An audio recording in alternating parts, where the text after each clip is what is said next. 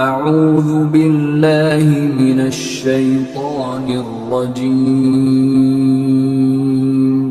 بسم اللہ الرحمن الرحیم۔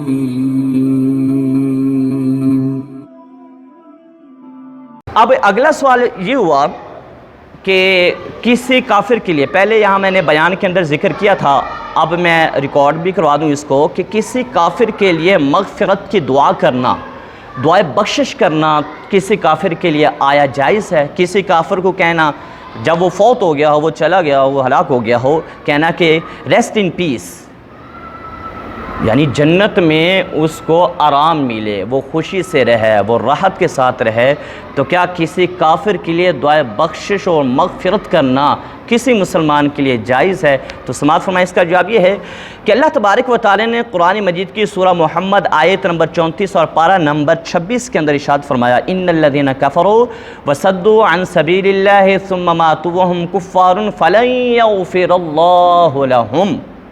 ترجمہ سماعت فرمائیں کہ بے شک وہ لوگ جنہوں نے کفر کیا، ان الذین کفروا وصدوا عن سبیل اللہ، اور اللہ کی راہ سے روکا، ثم ماتوا وهم کفار، اور مرے بھی اس حالت میں کہ وہ کیا تھے؟ کافر تھے، فلن یغفر اللہ لهم، اللہ ہرگز ان کی بخشش نہیں فرمائے گا۔ یہ ایک آیت کریمہ ہے۔ تو اس آیت کریمہ سے معلوم یہ ہوا کہ جو کافر حالت کفر میں مر جائے، اللہ تبارک و تعالیٰ کبھی اس کے لیے اس کی بخشش نہیں فرمائے گا۔ جب بخشش نہیں ہوگی تو اس کا مطلب کیا ہے؟ اس کے لیے عذاب کیا ہو جائے گا؟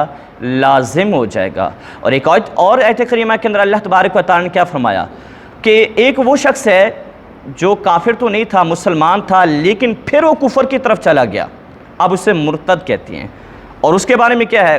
سورۃ البقرہ کی آیت نمبر 217 کے اندر اللہ تبارک و تعالی نے ارشاد فرمایا کہ وَمَن يَرْتَدِدْ مِنْكُمْ عَنْ دِينِهِ فَيَمُتْ وَهُوَ كَافِرٌ فَأُولَٰئِكَ حَبِطَتْ أَعْمَالُهُمْ، کہ جس نے ارتداد اختیار کیا، یعنی جو مرتد ہو گیا، وَمَن يَرْتَدِدْ مِنْكُمْ عَنْ دِينِهِ فَيَمُتْ، اور مرا بھی اسی حالت میں، تو فرمایا اللہ تبارک و تعالی اس کے سارے اعمال کو کیا کر دے گا؟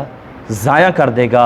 اللہ اس کا کوئی عمل قبول نہیں کرے گا جب اس نے اسلام کو چھوڑ کر، ایمان کو چھوڑ کر کیا کر دیا جی؟ کفر کو قبول کر لیا۔ اب ہم کسی کافر کے لیے، کوئی مسلمان کسی کافر کے لیے دعا کرتا ہے تو اس کا نتیجہ کیا نکلتا ہے؟ معاذ اللہ ثم معاذ اللہ۔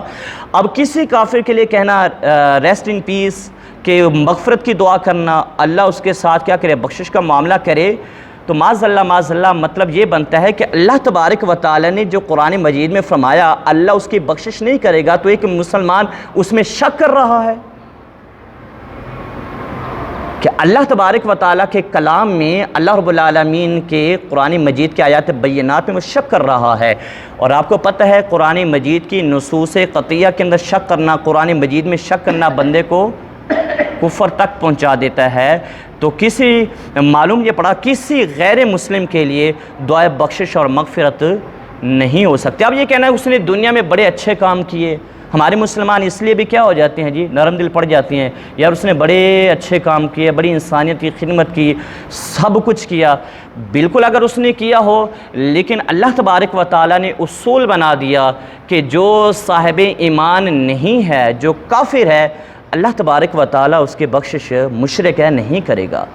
ہاں یہ ہو سکتا ہے کہ اللہ تبارک و تعالیٰ اس کے نیک کاموں کو ملاحظہ فرماتے ہوئے رب العالمین اس کے بظاہر جو انہوں نے نیک کام کیے، اس نیک کام کے ذریعے سے اللہ اسے کلمے کی توفیق عطا کر دے، اللہ اسے ایمان دے دے۔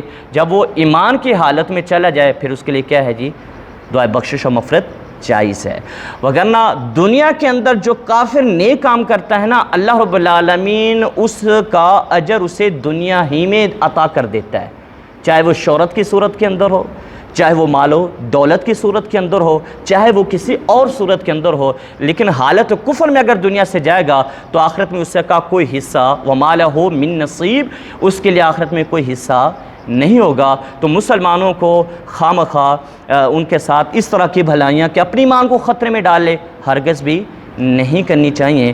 تو مسلمان ہرگز بھی کافر کے لیے دعائے بخشش اور مغفرت نہ کرے۔